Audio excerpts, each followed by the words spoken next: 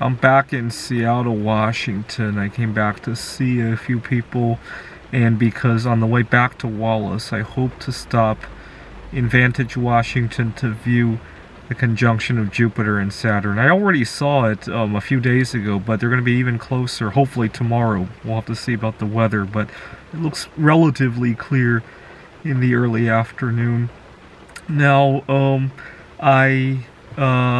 unfortunately, I lost another friend to COVID-19 earlier this week, so it's the second person I know that I've lost to COVID-19. Both of them relatively young, actually, probably because I don't know too many elderly people. This is an old classmate of mine from college. He's actually a few years older than me. I went to college early. My memory with him was that he gave me a lot of advice with approaching girls at the college. You gotta understand, I was 16 years old. I think he was 20 or 21 years old at the time. And he had helped me compose an email to a girl. I was too nervous to sit down next to her and say something to her, so I emailed her instead. This was before the days of Facebook or YouTube. It was just plain old email. There were no pictures, no videos. When was this? This would have been in the early 2000s. And one day, he and I sat down at the computer lab, and he really coached me on it. But he forced me to write the email first, and then he coached me, oh, this wouldn't look too good. And we fixed it up, and I never got a response, but instead I made a good friend instead. One time, he and I were talking about a chemical process that we could do at home to recover precious metals from computer parts. And I asked him, where would you get this stuff? And he described how to make all the chemicals involved. I think there was nitric acid and hydrochloric acid, obviously. And then he used other stuff to make that stuff.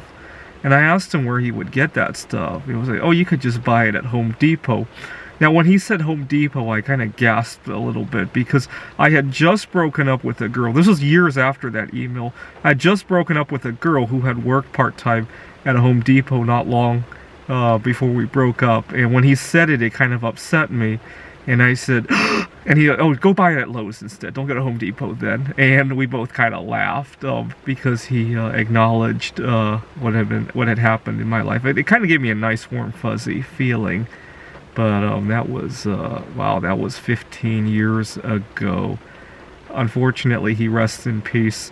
You might wonder why I'm still traveling around from Wallace to Seattle to Vantage after hearing about all... I'm actually more comfortable doing that now after I lost these two friends to COVID-19.